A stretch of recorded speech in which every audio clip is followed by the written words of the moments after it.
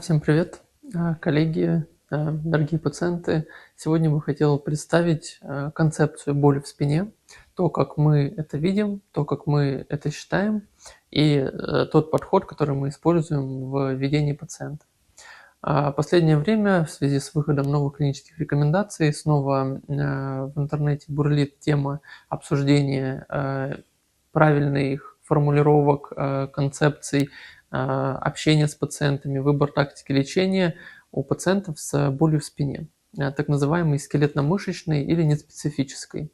Действительно, большая категория пациентов, у которых есть боль, особенно в нижней части спины, которая никуда не отдает, отсутствует какая-то патогномоничная четкая симптоматика, которая бы указывала на какой-то конкретный источник боли, и часто здесь вызывает вопросы как у врачей, так и у самих пациентов, что же действительно болит, что является первоисточником этой боли, и как с этими пациентами поступать.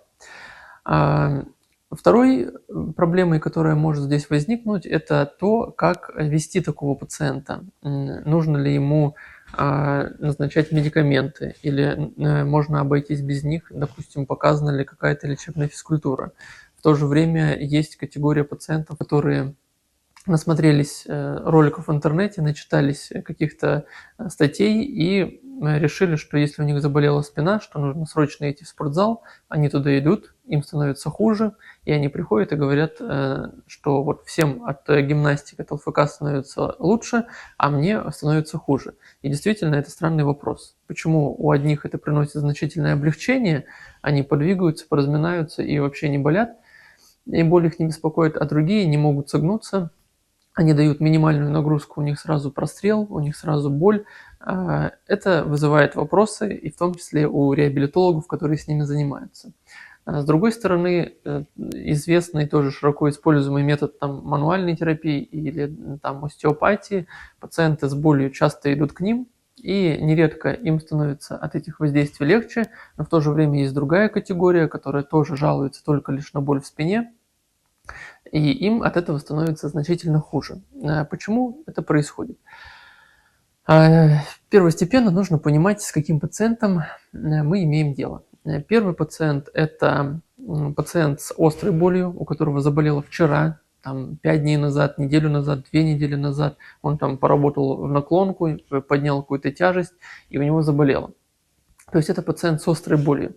Действительно, таким пациентам нет принципиальной необходимости вообще задумываться о том, что у него болит. Если, конечно, нет каких-то красных флагов в виде повышения температуры тела, каких-то сильных ночных болей, каких-то, в общем, симптомов, которые не укладываются в какое-то типичное, понятное обострение. Если же у пациента эти периодические обострения возникают, он часто сам знает, что ему нужно попринимать пару дней НПВС, поставить какой-то укол, у него все пройдет, он как новенький, то, конечно, такому пациенту слишком его раскручивать, выяснять источник боли часто и нет необходимости, и часто это не нужно, все проходит за пару дней. Но есть другая категория пациентов, которые от этой боли страдают месяцами или даже годами, которые ходят от врача к врачу, от реабилитолога к реабилитологу, от психотерапевта к нейрохирургу, от невролога к массажисту и так далее. И они ходят по этому замкнутому кругу, они в поиске сами спрашивают у каждого врача, что у меня болит, почему. Один говорит, что у вас болят мышцы, другой говорит, у вас болят суставы, третий говорит, вы себе напридумывали, у вас все жалобы в голове. А третий просто говорит, вы ходите ко мне раз в неделю, мануальную терапию, временно облегчает, приходит домой, как будто бы ничего не делал, опять все болит. Конечно, это все расстраивает пациентов, и они в поисках причины, нередко они уже, конечно, все обследованы, сделаны и МРТ, и рентгены, и они это ходят, показывают, собственно говоря, половина, даже большая часть из этого вообще исследований не смотрит или никак не комментирует. Другая же говорит, вот же ваша грыжа, вот в ней причина боль, давайте ее будем рассасывать. Вот вам физиотерапия на кругленькую сумму, пожалуйста, ходите, грыжу мы вашу рассосем, боли пройдут, но в итоге, может быть, и не пройдут. В общем, это я все к чему, что необходимо у таких пациентов хронических, которые не понимают, что с ними происходит, необходимо все-таки попытаться выяснить источник боли. Что нам в этом поможет? В первую очередь это фенотип боли, то есть то, как пациент описывает эту боль, то, как она у него, от чего она у него усиливается, от чего она уменьшается, в какую фазу дня у него болит, есть ли у него какая-то ночная боль, утренняя скованность.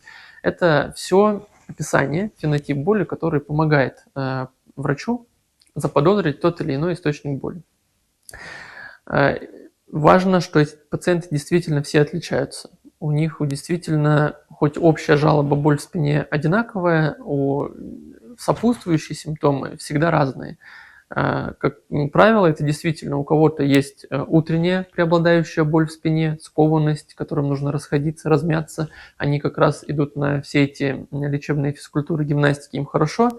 Другая же категория пациентов, в том числе часто это бывает и у врачей, они там часто сидят. Вот у меня есть сокурсник, уролог, он сидит, оперирует, он не может сидеть, потому что у него все наливается в пояснице, сильная боль, ему нужно встать, походить. То есть здесь явно есть боль, связанная с длительным сидением. Или там у стоматологов такое часто. Есть пациенты, которые не могут наклониться, они наклоняются, у них сразу прострел и возникает боль. Такой тип боли больше характерен для проблем с диском. Вообще, если мы говорим, да, то выделяют в основном 5 источников боли. Первый – это наиболее частый у молодых активных людей – это межпозвонковый диск, так называемая дегенеративная болезнь диска, которые нередко сопровождаются такими микроразрывами фиброзного кольца, с которыми и связаны вот эти вот частые обострения. Потом фиброзное кольцо подзаживает, обострение стихает, и пациент опять бегает, прыгает, как ни в чем не бывало.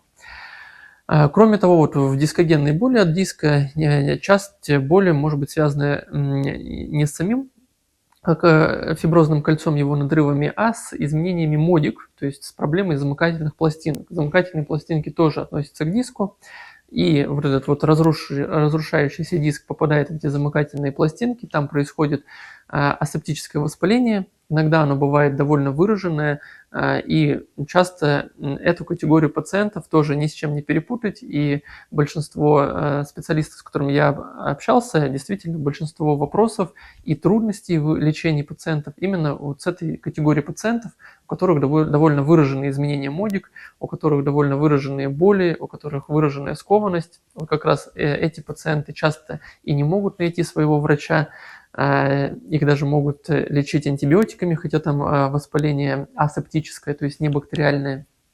И, соответственно, вот с этой категорией пациентов часто возникают сложности, ну, скажем, там, допустим, у мануального терапевта или у реабилитолога, потому что часто им бывает довольно неэффективны вот эти вот различные варианты неспецифической помощи. То есть как бы боль неспецифическая, им говорят, давайте лечить вас неспецифически, делайте там неспецифические упражнения, неспецифические там мануальную терапию. В итоге им это все не помогает.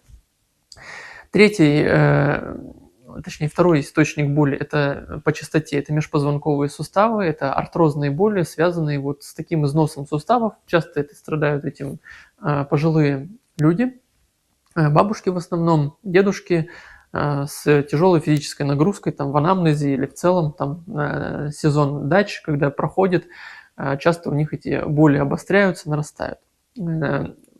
Это часто такой фенотип боли описывается как локальная боль, часто она с одной стороны, она так называемая псевдорадикулярная, она иногда может распространяться там, в ягодицу, в бедро, часто это можно там, перепутать с тазобедренным суставом или там, в надплечье, в плечо, в лопатку. Такие боли вот, связаны с изменением в межпозвонковых суставах. Нередко мы у таких пациентов можем выявить локальную болезненность при пальпации. У таких пациентов будут различные провокационные тесты вызывать боль.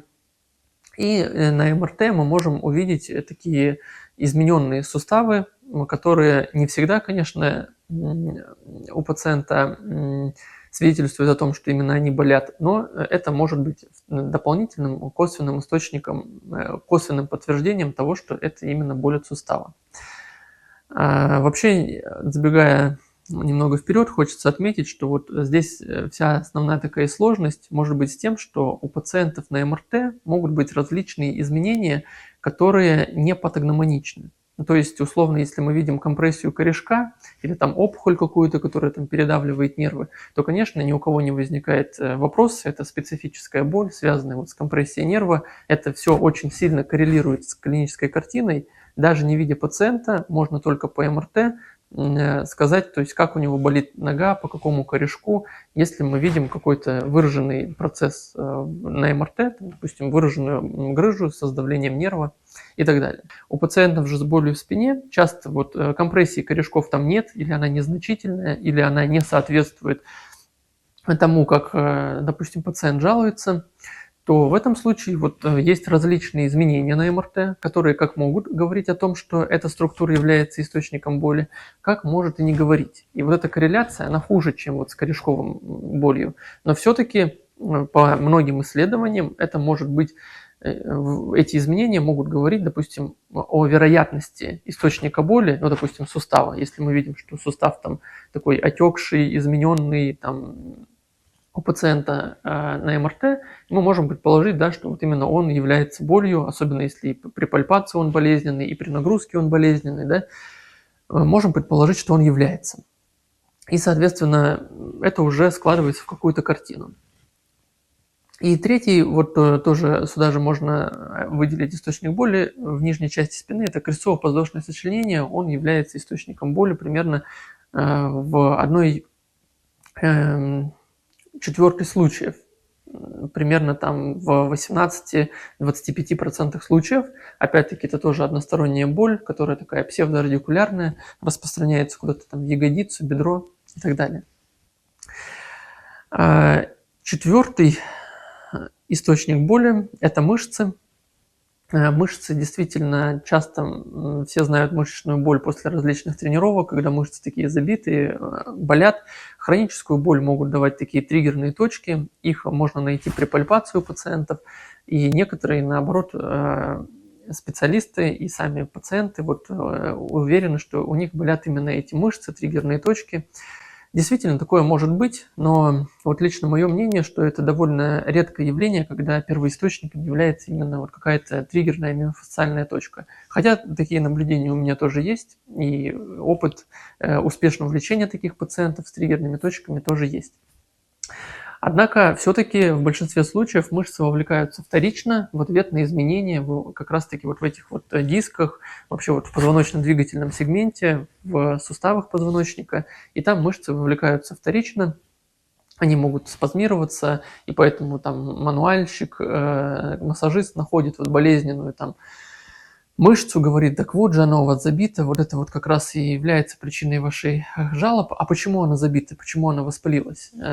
Часто это бывает вторичная или там грушевидная мышца, вторичная в ответ на какие-то изменения в структурах опорных позвоночника.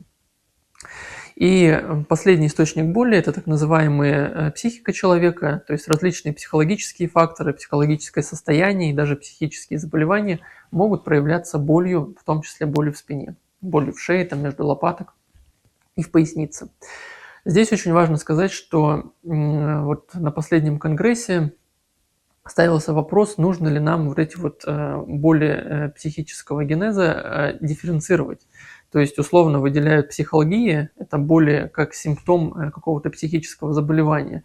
Допустим, генерализованное тревожное расстройство ГТР, да, может сопровождаться различными мышечными напряжениями и даже вот этим такой, можно сказать, мышечного характера болью, различными болями в разных частях. Там фибромиалгия, известное такое заболевание, которое тоже является таким вариантом дисфункциональной боли, которая связана вот как бы с психологическим состоянием человека или провоцируется его психикой. Большую роль вот в виде вот этих различных функциональных болей их выделяют, да? Боли, связанные с психологическими факторами. Это боли, которые могут быть связаны с тем, что человек, допустим, перенес какую-то выраженную боль, ну, допустим, перенес грыжу, перенес корешковую какую-то боль, и у него уже, допустим, нога там отболела, его там прооперировали, или там в целом грыжа резорбировалась, а, допустим, что-то болит, что-то не так, как-то не работает правильно поясница. И был какой-то фактор, изменилось восприятие боли на уровне центральной нервной системы. Это называется вот феноменом центральной сенситизации. И у таких пациентов, особенно если они изначально были какие-то с повышенной тревожностью, повышенной чувствительностью, и был какой-то фактор в анамнезе, будь то там травма или какая-то серьезная проблема, часто это приводит к искажению восприятия боли. Видел такое сравнение, как вот с сигнализацией в машине. Условно, что есть низкий уровень порога, да, когда мы можем по колесу пнуть и ничего не происходит, сигнализация не срабатывает. А бывает, что сигнализацию ставят на высокую чувствительность, и даже какие-то небольшие там касания машины, небольшое там по ней прикосновение сразу вызывает вот эту активацию сигнализации. И также на примере как с болью, да, даже небольшое такое касание кто-то воспринимает как небольшой такой дискомфорт, ну да, скованность, ну да, там болезненность.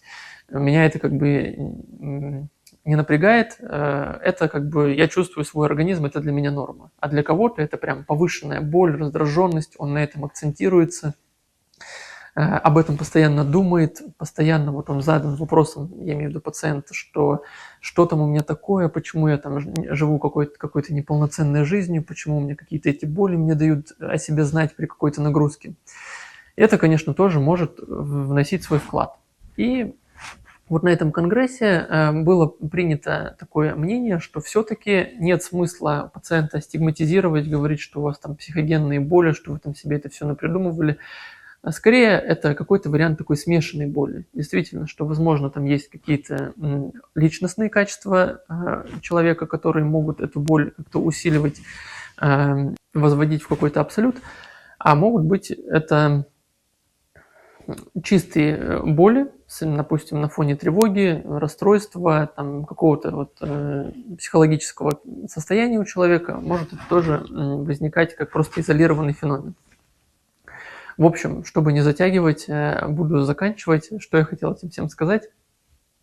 Первое. Если у пациента острые боли, то, как правило, нам нет большой принципиальной необходимости выяснять источник боли. Если это пациент, страдающий, длительно болеющий, ходящий от врача к врачу и ищущий какой-то ответ, то, конечно, здесь есть смысл этим пациентам заняться, попробовать все-таки источник боли установить. Благо, что у нас есть не только клинический и там, неврологический осмотр, нейроортопедический даже более правильно, и различные варианты МРТ, которые могут нам подсказывать. У нас есть большой пул различных интервенций, то есть диагностических блокад. В народе известные блокады, различные вот противоболевые инъекции, которые можно таргетно сделать в какой-то потенциальный источник боли. Или какие-то провокационные, допустим, дискография. Это тоже такой метод верификации источника боли, допустим, в диске. Эти инъекции позволяют нам верифицировать источник боли с высокой степенью достоверности. И, собственно говоря, вот эти исследования, которые были направлены на выяснение, что болит у человека, там, фасетка, КПС или диск, как раз они были интервенционные, проводились с различными анестетиками, там, которые действуют 2 часа, которые действуют 8 часов, и оценивали, постепенно шли от наиболее вероятного к наименее вероятному, и благодаря этому мы можем понимать, какой процент вообще в мире существует там, источник боли в фасетке, в КПС, в диске. Это позволяет пациента обезболить. Есть препараты только диагностические, которые только помогают установить диагноз, а есть и лечебные, обычно это гормональные препараты, которые и позволяют, собственно, пациента значительно ему облегчить эти страдания путем вот этих интервенций. И кроме того, и эти инъекции позволяют пациентов отобрать на какие-то малоинвазивные вмешательства. Радиочастотная денервация там, фасеточных суставов, иногда и КПС делается. Есть различные минимальные вмешательства на диски, которые тоже иногда оправданы и которые иногда могут приносить хороший эффект. Вот, собственно говоря, когда врачи этими методами владеют, когда они действительно занимаются вот этой вот прицельной интервенционной диагностикой и лечением таких пациентов хронических болью, конечно, они всегда стараются выделить источник боли, понять, какую, допустим, эту процедуру им проводить, не абы как, да, давайте там стандартно сначала попробуем то-то-то. Конечно, хочется сразу попасть в цель, сразу правильно отобрать пациента именно на ту самую процедуру.